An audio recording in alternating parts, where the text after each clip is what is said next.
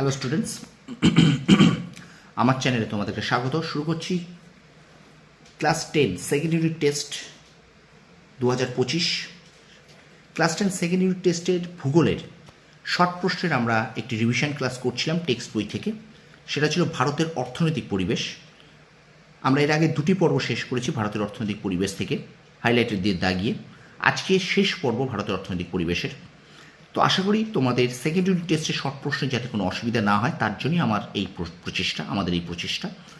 তো চলো শুরু করি ক্লাসটি। প্রথম থেকে শেষ পর্যন্ত দেখো, আর বন্ধুদের মাঝে একটু বেশি করে শেয়ার করে দাও, যাতে তোমার প্রত্যেকটা বন্ধুর কাছে এই ভিডিওটা বেশি করে পৌঁছে যায়। ঠিক আছে, চলো শুরু করি ক্লাসটি।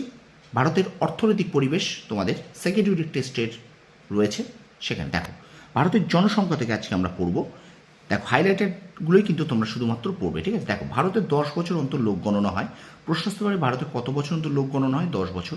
ভারতের প্রথম সেন্সাস শুরু হয় 1871 সালে। এখান থেকেও প্রশ্ন আসতে পারে কত সালে ভারতের প্রথম সেন্সাস শুরু হয়। আজ সর্বশেষ সেন্সাস হয় 2011 সালে। কততম সেন্সাস? 15তম সেন্সাস। প্রশ্ন কিন্তু এখান থেকে আসবে। ঠিক আছে, তো সুতরাং 2011 সালে যে সেন্সাসটি হয়েছিল, সর্বশেষ সেন্সাস ভারতের, সেই কততম?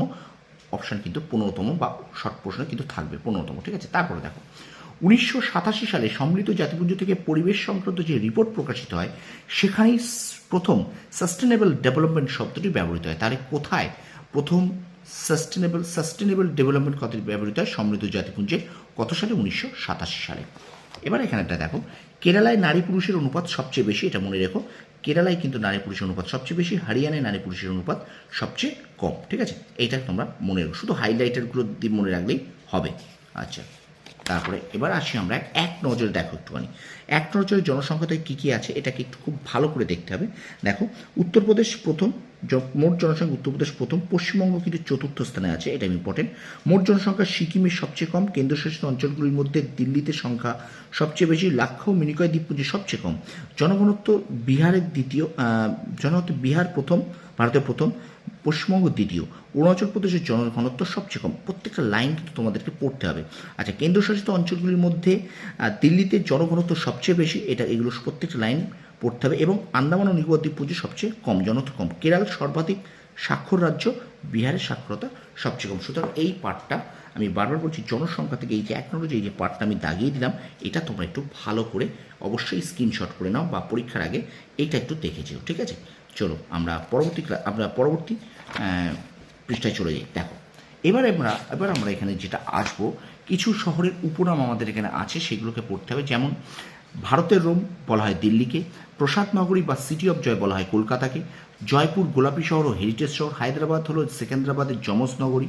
ঠিক আছে, মুম্বাই হলো ভারতের প্রচুর উপনাম আছে। মুম্বাইয়ে ভারতের অর্থনৈতিক রাজধানী, বাণিজ্য নগরী, ভারতের বলিউড বা গেটওয়ে অফ ইন্ডিয়া। ঠিক আছে, তারপর শিলিগুড়ি হলো উত্তর ভারতের করিডর। প্রশ্ন আসতে পারে উত্তর ভারতের করিডর কাকে বলে, বা কোন শহর বলে? শিলিগুড়ি। আচ্ছা, ভারতের সিলিকন ভ্যালি কাকে বলে? বেঙ্গালুরুকে। ঠিক আছে, তারপর হলো ভারত স্টিল সিটি কাকে বলে? জামশেদপুরকে।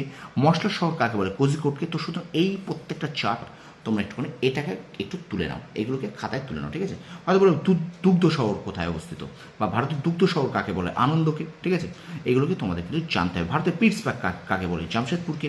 ওকে, আচ্ছা, গোলাপি শহর কাকে বলে? জয়পুরকে। ঠিক আছে, তো এটা তোমরা একটু ভালো করে খাতায় নোটস করে নাও। ঠিক আছে, আর অবশ্যই পরীক্ষার আগে এগুলো দেখে যাবে। তারপর দেখো, এই পৃষ্ঠে আমরা চলে যাচ্ছি, এখানেও আছে আরব সাগরের রানী বলে কোচিকে। হ্যাঁ, তারপরে দেখো, হিমালয়ের রানী বলে দার্জিলিংকে, নীল শহর বলে যোধপুরকে। আচ্ছা, সূর্য শহরও বলা হয় যোধপুরকে। তারপর দেখো, দক্ষিণ ভারতের রানী বলা হয় মাদুরাইকে।